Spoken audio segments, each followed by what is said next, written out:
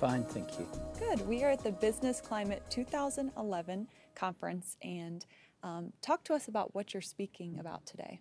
Well, I was on a panel looking at policy and climate change and renewable energy and so on. So it was an interesting panel where we were looking at what role policy should play and how it's been evolving.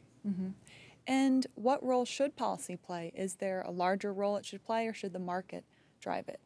Well, I made the case, and I think most of the people, but you might speak to them what they thought, but basically policy is very important to create some, particularly initially kickstart the interest of business and investors, to create some important frameworks for them, particularly when things like renewable energy need incentives still.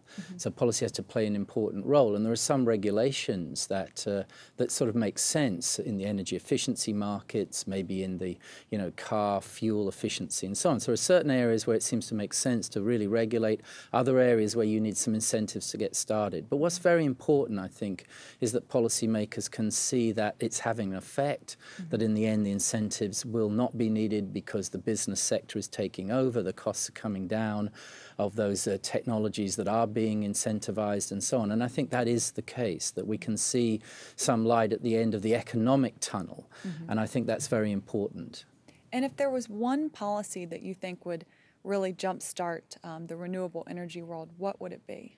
Well, I really am afraid it's not that easy. There isn't. I mean, if someone said, oh, is it a carbon price? For renewable energy, that's hard to say because the carbon price would have to be very high for certain technologies. So they tend to be more technology specific. Certainly in a global sense, we've always liked feed-in tariffs that are very responsive to market developments in terms of costs and volumes, as in Germany. But nevertheless, there's some controversy around those as always. And so there's the cash grant in America, and the ITC and the PTC, these policies that people use. I think the key, we've always said you need transparency, longevity and certainty.